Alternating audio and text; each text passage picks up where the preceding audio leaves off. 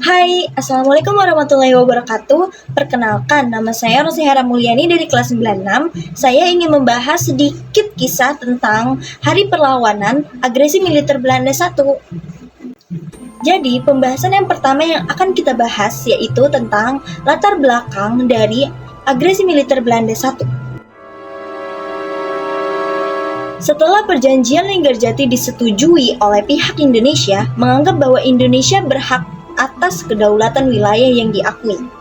Di sisi lain, Belanda tetap memegang teguh isi pidato dari Ratu Wilhelmina tanggal 7 Desember 1942 yang berisi persemakmuran antara Belanda dan Hindia atau Indonesia di bawah naungan kerajaan Belanda. Selain itu, terdapat pula 3 tujuan Belanda melakukan agresi militer Belanda I, yaitu yang pertama, tujuan politik.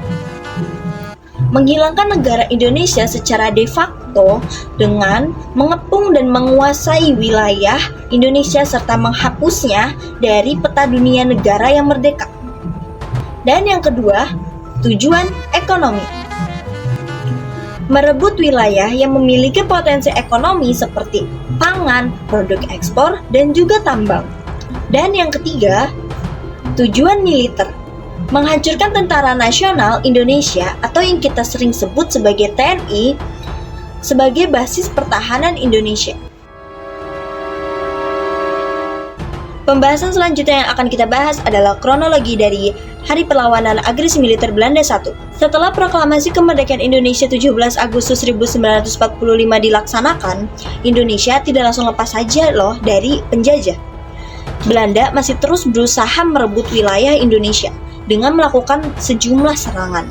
Salah satunya agresi militer Belanda I. Tujuan Belanda melakukan agresi militer Belanda I adalah untuk membangkitkan perekonomian negara dengan menguasai kekayaan alam Indonesia. Oleh sebab itu, untuk menguasai sumber daya alam di sana, di Pulau Jawa, Belanda menyerang Jawa Barat, Jawa Timur, dan juga Jawa Tengah. Pada 21 Juli 1947, Jawa Barat diserang oleh Divisi B yang dipimpin oleh S. Dewal dan Divisi C yang dipimpin oleh Maijen HJJW Dortbrit.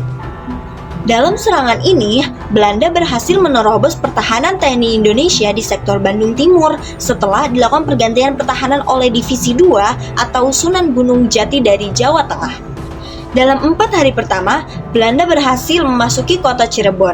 Serangan Belanda yang berhasil menerobos pertahanan TNI ini membuat TNI tersadar bahwa dengan strategi pertahanan dengan kondisi pasukan dan persenjataan yang kurang memadai hanya akan membuang-buang tenaga. Akhir Agustus 1947, pasukan Siliwangi kembali menyusun kekuatan dengan memanfaatkan kondisi alam atau medan pertempuran, di mana pasukan TNI lebih menguasai medan tersebut dibanding Belanda.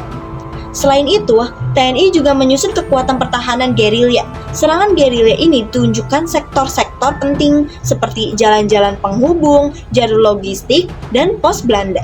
Kondisi ini membawa Indonesia dan juga Belanda dalam perundingan di bawah pengawasan Komisi Tiga Negara atau yang disingkat dengan KTN, yang perundingan dilakukan di atas kapal perang Amerika USS Renville yang kemudian menghasilkan Perjanjian Renville 17 Januari 1947. Jadi selanjutnya yang kita bahas lagi adalah pelaksanaan agresi militer Belanda I.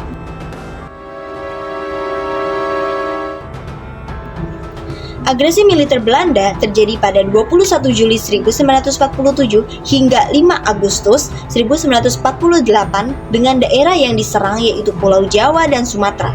Belanda menganggap agresi ini sebagai aksi polisionil dan menjadi urusan dalam negeri Belanda untuk mengembalikan ketertiban umum. Dari pernyataan inilah, Belanda mengabaikan seruan dunia internasional untuk menaati perjanjian Linggarjati.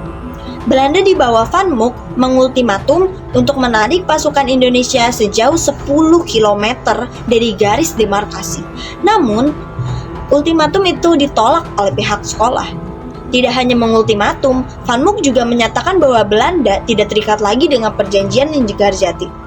Belanda kemudian melancarkan serangan secara mendadak menggunakan kekuatan militer yang modern, keadaan yang berbeda dialami Indonesia di mana Indonesia tidak dapat melindungi kekuatan Belanda.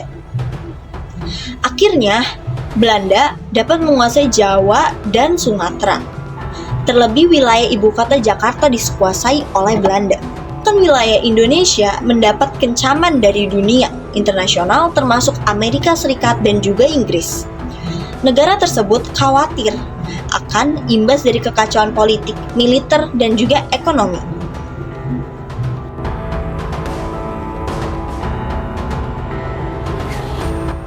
Penyelesaian dari agresi militer Belanda I adalah banyak negara yang mengambil peran dalam agresi militer Belanda I. Belanda sendiri mengirim surat kepada Sekretaris Jenderal PBB untuk membela diri. Dengan isi surat, Belanda menuduh Indonesia tidak melaksanakan isi dari perjanjian Linggarjati. Gencatan senjata kerap dilanggar oleh tentara Indonesia dan pemerintah Indonesia tidak menyangkal hal tersebut.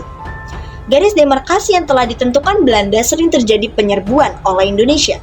Banyaknya tawanan di daerah dari Belanda yang dilakukan oleh pihak Indonesia. Adanya propaganda perang yang besar dibesar-besarkan oleh radio Indonesia di Yogyakarta dari surat tersebut. Belanda menyatakan bahwa Indonesia sudah melakukan tindak kejahatan. Namun, dunia internasional menganggap bahwa kenyataannya Belanda melakukan agresi militer di Indonesia.